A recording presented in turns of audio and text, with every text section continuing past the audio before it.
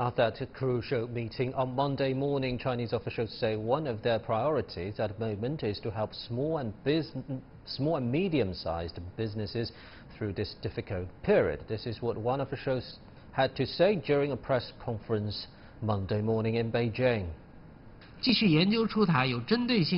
We will introduce more targeted tax and fee reduction to help small businesses. We will stimulate domestic demand and consumer spending. We will keep implementing existing plans to assist key industries and small businesses. We will cut fees and taxes, provide financial services, lower rent, and issue employment subsidies. We will coordinate supply of essential goods. We will ensure agricultural production this spring to meet poverty reduction targets. We will stabilize employment and ensure protective materials for businesses. Officials also said China has allocated nearly 100 billion yuan for prevention and control. That's around $14 billion. They said most big businesses and key industries like iron and steel and food production have resumed operations. Officials said production of medical protective gear is prioritized. They also stressed the impacts of the outbreak on the economy is temporary and under control. Now, for more insight into all those messages coming out from Monday morning's press conference in Beijing, let's talk to Assistant Director of the International Monetary Institute at Renmin University of China, Mr. Qiang. So, Mr. Xu, let's start with the support to small and micro-sized businesses. In this morning's press conference, the PBOC's Deputy Governor mentioned this 300 billion yuan re-loans to all those businesses. Do you think this is quite specific, applying to their demand? Yes, I do think so. This is actually very, very timely support to the micro and small-sized economies. You know, what happens recently is that due to the limitation of people's activity recently, so the small businesses like the restaurant, like the cafe, like all kinds of those little shops, they just lose their cash flows. So in the current situation, they don't have the money to just pay for the rent. They don't have the money to pay for the employee's salary. So I think they are in urgent need to get the help from the cash.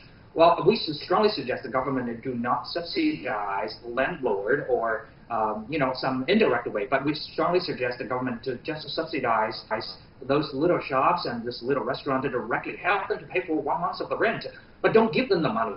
We suggest that they just give them loans without interest rate charged, so they can pass through this period of time. And after this period of time, we are foreseeing a strong rebound of the business activities. So they're going to get money after the whole plague get out. So we're very confident about what they're going to have in the next months. So don't worry about it. What about the big picture, monetary policy? The PBOC has emphasized the importance of liquidity, and also in this morning's press conference, the Deputy Governor of the PBOC implied maybe there will be some new policies regarding the Triple R. What's your expectations on that? Well, loosening up the Triple R is actually a very mild way to help all the businesses to get out of the current situation. I think this is actually a very effective way to help the businesses. Well, since the banks, they have more cards in their hand, so they have to consider just to lose out more liquidities to the real economy. I don't think help the real economy is a job for the central banks, but more for the commercial banks.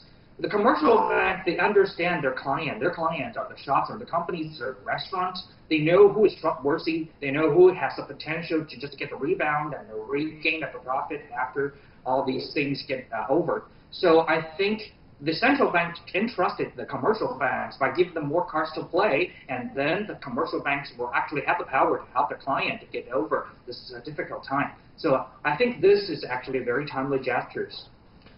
Since many people were kept at home during the peak of the outbreak, this also provided great opportunities for some online services. What do you make of the positive impact from this special period?